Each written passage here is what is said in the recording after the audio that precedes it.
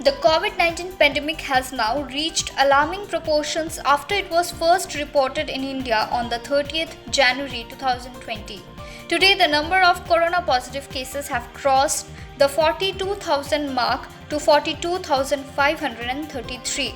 The number of deaths to 1,373 and patients recovered or discharged 11,707. Government imposed the first lockdown on 24th March for 21 days when the number of corona positive cases was 564. At the end of the first lockdown, the number of positive cases was nearly 10,000 with 330 deaths. The center declared lockdown 2.0 for another 3 weeks, which ended on the 3rd May when the positive cases had risen to 40,263.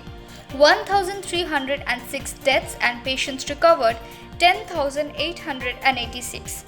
The government has now imposed lockdown 3.0 for 2 weeks and also divided the districts in the country as red, orange and green zones. All this while, only essentials were available for the citizens of India.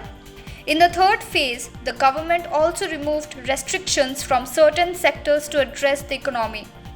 However, what has baffled many, especially those who have been adhering to the lockdown, is the decision of the government to allow standalone liquor shops to open all over the country from today.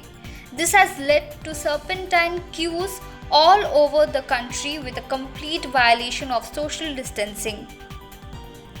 People were almost at neck to neck in some places, putting to shame the purpose of the twice extended lockdown and social distancing to contain the spread of the COVID-19 virus. Was this really necessary? Was this something the government should have allowed? Questions to this action of the government were raised by many. What was the use of the lockdown, where people have been suffering for days staying at home, with a rise in cases of depression and domestic violence, just because the government wants the taxes from the sale of liquor?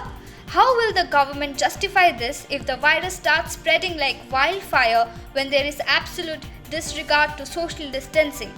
Who will be responsible? Is this the way to tackle and contain a pandemic of such proportions when we do not even have a proper health infrastructure? We have been lucky to a certain extent due to the lockdown, but if this continues, then the spread may turn serious and there will be disaster.